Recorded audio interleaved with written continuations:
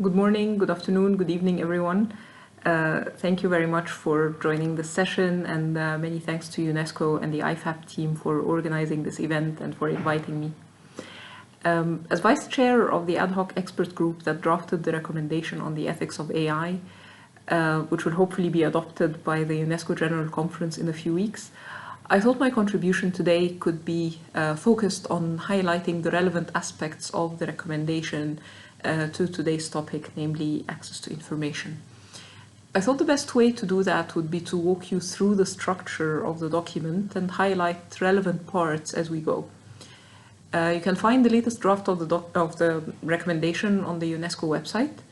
As you will see, like all similar documents, it starts with a preamble, followed by a section explaining the scope of application of the recommendation.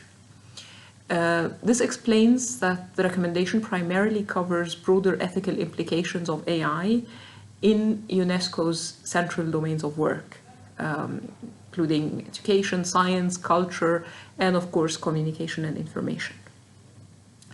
Communication and information in this recommendation actually refers to several things or covers many aspects.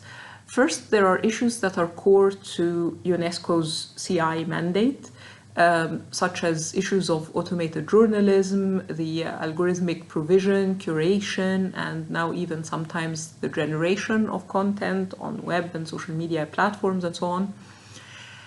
And this, of course, opens up a whole host of questions and challenges around access to information, disinformation, misinformation, misunderstanding, the emergence of new forms of societal narratives, discrimination, freedom of expression, privacy, media and information literacy, and many, many others.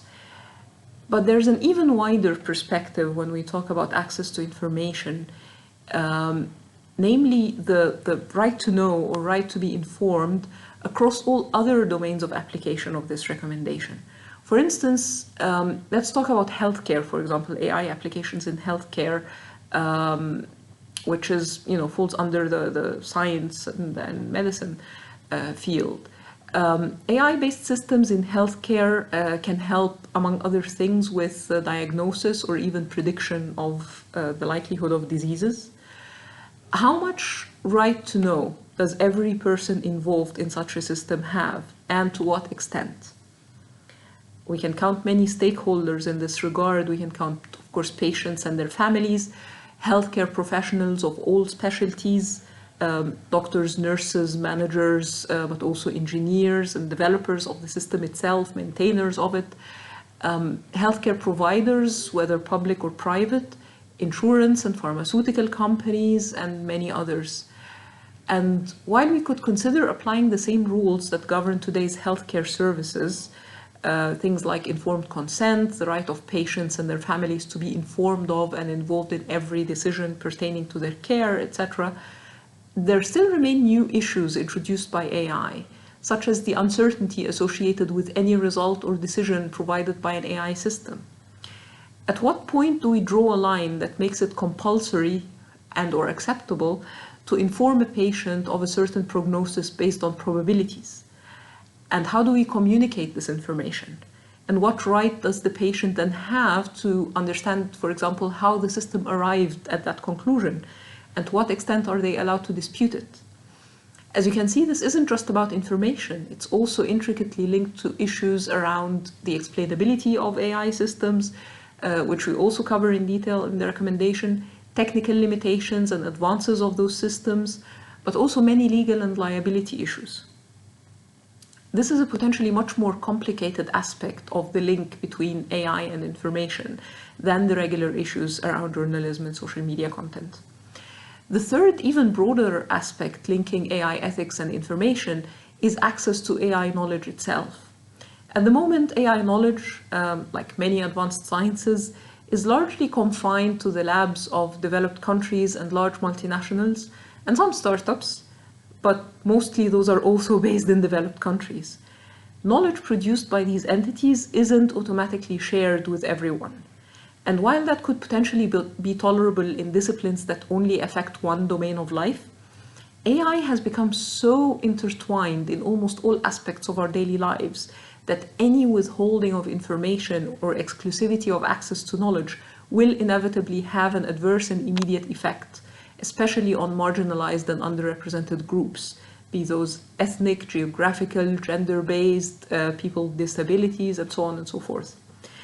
The digital divide is sadly not just being maintained, but also amplified and widened by the rapid rise and development of AI research and technologies. And this again links us to issues of education, inclusiveness, fairness, and many others. As you read through the document, you will notice a strong emphasis on human rights and that AI systems should unequivocally respect, not violate, and wherever possible enhance those rights.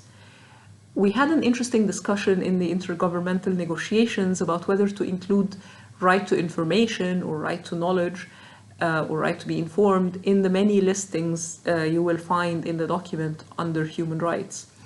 Unfortunately, some countries objected, citing the reason that human rights is a very specific concept as defined in the Universal Declaration on Human Rights, and that we cannot just add additional rights without them being included formally in that declaration. And while that's a good argument in itself, I think it gives us pause as an international community as to whether this should be included as a basic human right and whether we should start a discussion around that. Nonetheless, we all recognize the importance of access to information and therefore mentioned it explicitly numerous times in the Values and Principles section, linking it, as I mentioned above, to concepts like equality, fairness, inclusiveness, and non-discrimination.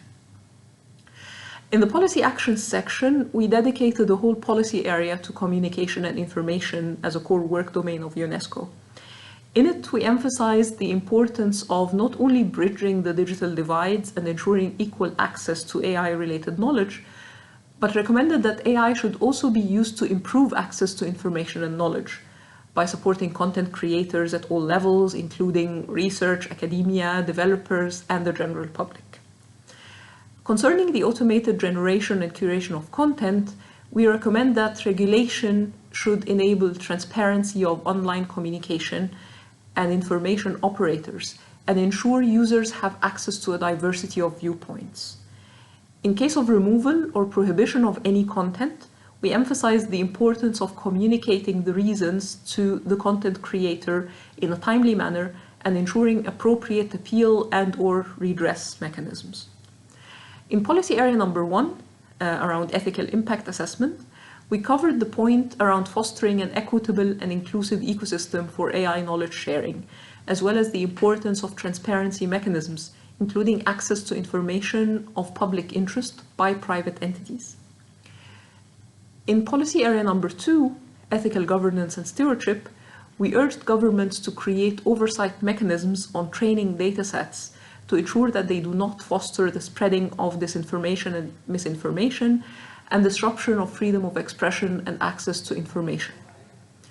We also insisted that they do not foster stereotypes or biases, but rather strive to fight them.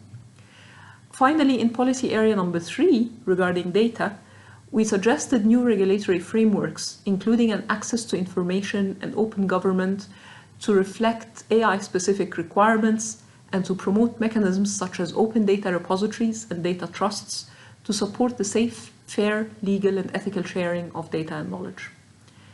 So as you can see, information access is present in almost all sections of the recommendation, and we have done our best to cover all the issues above.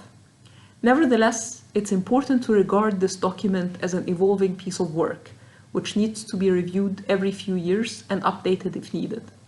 One of the most important accomplishments of all the groups who have participated in drafting and reviewing this recommendation is that we all agreed on the importance of creating a vehicle to facilitate its implementation, and that this vehicle must be flexible enough to accommodate the different needs and starting points of member states, not slowing down advanced ones while not leaving others behind. I urge you all to read the current draft and be ready to participate in the efforts of your respective member states to put it into action once approved by the General Conference. Thank you very much for listening.